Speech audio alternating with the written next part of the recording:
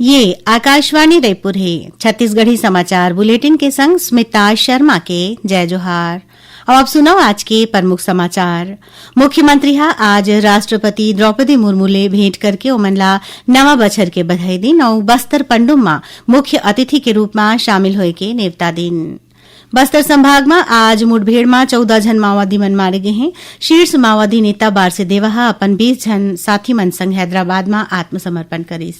और अन्नदान के पर्व छेरछेरा पूरा प्रदेश में आज बड़ उत्साह के संग मनाए जावत है। आप समाचार विस्तार ले। मुख्यमंत्री विष्णुदेव साय आज अपन दिल्ली प्रवास में राष्ट्रपति द्रौपदी मुर्मू ले भेंट करके ओमनला नवा बछर के बधाई दिन। ये मौका में मुख्यमंत्री राष्ट्रपति ला बस्तर पंडुम में मुख्य अतिथि के रूप में शामिल होए के नेवता दिन।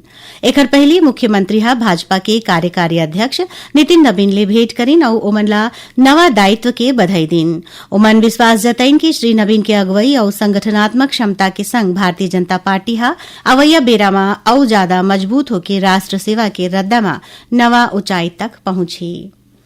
बस्तर संभाग में आज सुरक्षा बल और माओवादी मन के बीच हुए दूठन आने मुठभेड़ में 14 जन माओवादी मन मारे गए हैं। सबो माओवादी के शव बरामद हो गए हैं। मुठभेड़ में माओवादी कमांडर सचिन मंगलू घलो मारे गए हैं। मिले जानकारी के अनुसार बीजापुर और सुकमा जिला के दक्षिणी क्षेत्र में सशस्त्र माओवादी मन के सूचना के आधार में डिस्ट्रिक्ट रिजर्व गार्ड डीआरजी के टीम भेजे गई रही। सुकमा जिला में तलाशी अभियान के दौरान कोंटा के किस्टाराम जंगल में पहली ले घात लगा के बैठे माओवादी मन सुरक्षा बल पर फायरिंग शुरू कर दिन। जवाबी कार्रवाई में 12 जन माओवादी मन मारे गए। वहीं बीजापुर जिला के बासागुड़ा इलाका में हुए मुठभेड़ में 2 जन माओवादी मन मारे गए हैं। दोनों जगह में मौका ले भारी मात्रा में AK-47 इंसास और SLR राइफल जैसन हथियार बरामद करे गए हैं। क्षेत्र में तलाशी अभियान चलत है।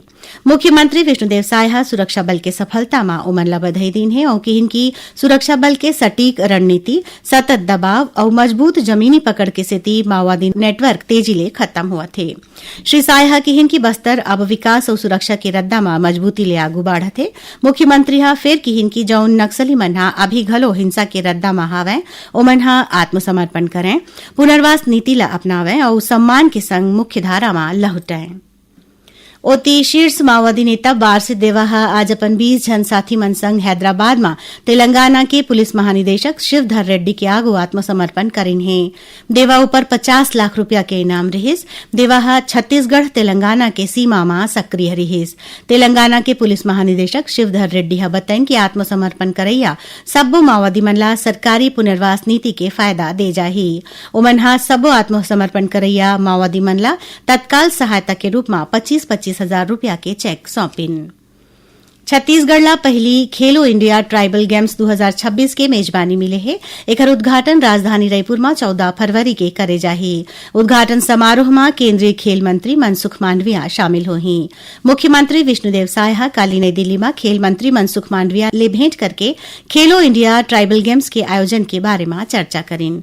ओमन की हिन की खेलो इंडिया ट्राइबल गेम्स के मेजबानी छत्तीसगढ़ ला मिलना राज्य भर गौरव के बात है। ये मौका में राज्य के समृद्ध जनजातीय परंपरा और खेल प्रतिभा ला राष्ट्रीय मंच मिली। वहीं केंद्रीय मंत्री श्री मांडविया की हिन की जनजातीय क्षेत्र के युवा मन में खेल प्रतिभा के कोनो कमी नहीं है। छत्तीसगढ़ जैसन राज्य में ए प्रकार के आयोजन के होना खेल बर लोगन में उत्साह और अवसर पैदा करही। ओमन मुख्यमंत्री श्री सायला आयोजन के सबो तैयारी में केंद्र सरकार डहाले मदद दे जाए के भरोसा दिन। खबर के मुताबिक खेलो इंडिया ट्राइबल गेम्स में एथलेटिक्स, तीरंदाजी, कुश्ती, वेटलिफ्टिंग, हॉकी, फुटबॉल और तैराकी संग्रह 7 ठन मुख्य खेल के प्रतियोगिता होही। प्रस्तावित कार्यक्रम के अनुसार सरगुजा संभाग में कुश्ती, तीरंदाजी और वेटलिफ्टिंग, रायपुर में हॉकी, फुटबॉल और तैराकी के संग बिलासपुर में एथलेटिक्स प्रतियोगिता के आयोजन करे जाही। छत्तीसगढ़ी समाचार बुलेटिन आप मन आकाशवाणी रायपुर ले सुनत हौ। छत्तीसगढ़ के खबर ले है आपकी वास्ता और खबर के विश्वसनीयता ले है हमार वास्ता। आकाशवाणी समाचार रायपुर के प्रादेशिक समाचार बुलेटिन के संगे संग हमार समसामयिक कार्यक्रम आप रेडियो के संग अपन मोबाइल में घलो सुन सकत हो। आकाशवाणी समाचार फेसबुक, ट्विटर और यूट्यूब में घलो हावय।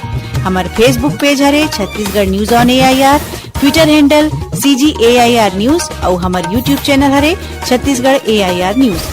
तो अब रेडियो के संगे संग आपके मोबाइल के माध्यम ले हम आप तक पहुंचत हन। छत्तीसगढ़ के हर खबर पर सुनत रहो आकाशवाणी समाचार। औ अब आगू बढ़बो बाचे समाचार कोती। जांजगीर चांपा जिला के ग्राम कुटरा बोर्ड के सरपंच पुष्कर दिनकर विकसित भारत जी रामजी योजना ला सबो मजदूर और किसान मन के हित में करेगे एकठन सुग्घर पहल बताइन ही। आकाशवाणी समाचार ले बात करत ओमन कहिन की पाछू कानून में हर बछर सिर्फ 100 दिन के रोजगार के प्रावधान रहिस, फिर नवा कानून में एकर संख्या बाढ़ के 125 दिन कर देगे है। प्रादेशिक समाचार एकांश आकाशवाणी रायपुर डहाले प्रस्तुत कार्यक्रम जिले की चिट्ठी के प्रसारण काली संझा 6:05 ले 6:10 तक करे जाही। ए कार्यक्रम ला छत्तीसगढ़ के आकाशवाणी के सबो केंद्र मन हारे लेकर ही ये वक्त के अंक में जशपुर जिला की गतिविधि के बारे में जानकारी दे जाही। छत्तीसगढ़ पाठ्य पुस्तक निगम हा स्पष्ट करे है कि शिक्षा सत्र 2026-27 बर पाठ्य पुस्तक के मुद्रण ले जुड़े सबो फैसला नवा राष्ट्रीय शिक्षा नीति एनसीईआरटी के मानक और राज्य शासन और एससीईआरटी के निर्देश के अनुसार लेगे हावै।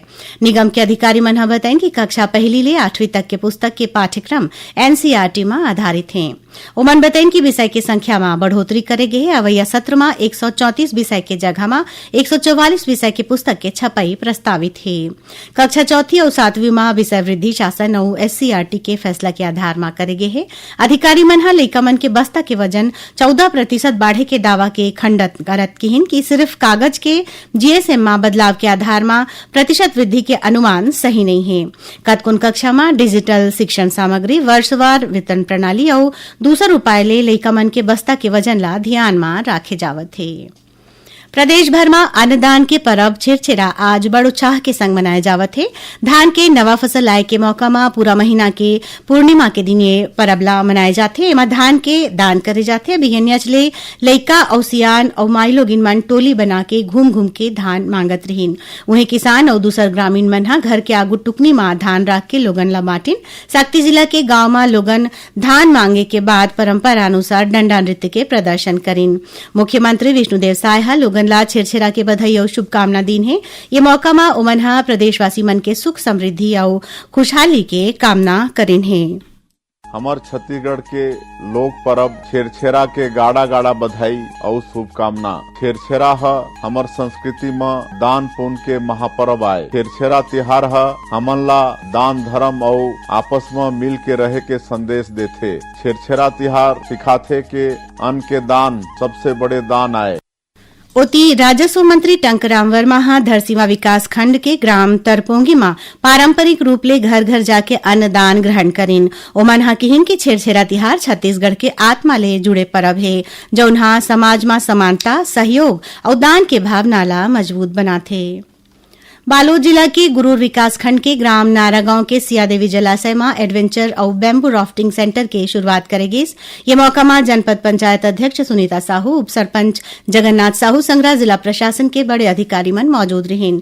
कलेक्टर दिव्या मिश्रा बताएं कि ये सेंटर जल्दी इको टूरिज्म के प्रमुख स्थल के रूप में विकसित होही और बालोद जिला के पर्यटन ला मजबूत करही। प्रधानमंत्री ग्राम सड़क योजना में राज्य में 2225 करोड़ रुपया के लागत ले 774 ग्रामीण सड़क निर्माण बर प्रशासकीय स्वीकृति देगे हवै। एमा जनजातीय ग्राम उत्कर्ष अभियान में अवैया अनुसूचित जनजातीय बाहुल्य गांव मन ला प्राथमिकता देगे है। सबले ज्यादा 87 ठन सड़क बस्तर जिला में बनाए जाही। आखिर में प्रमुख समाचार एक गांव फिर। मुख्यमंत्री हा आज राष्ट्रपति द्रौपदी मुर्मू ले भेंट करके ओमन ला नवा बछर के बधाई दिन और बस्तर पंडुम में मुख्य अतिथि के रूप में शामिल होए के नेवता दिन। बस्तर संभाग में आज मुठभेड़ में 14 जन माओवादी मन मारे गए हैं और ओती शीर्ष माओवादी नेता बारसे देवा हा अपन 20 जन साथी मन संग हैदराबाद में आत्मसमर्पण करिस और अन्नदान के परब छेरछेरा पूरा प्रदेश में आज बड़ उत्साह के संग मनाए जावत है। एक संग छत्तीसगढ़ी समाचार बुलेटिन यहीं से रावत है। जय जोहार।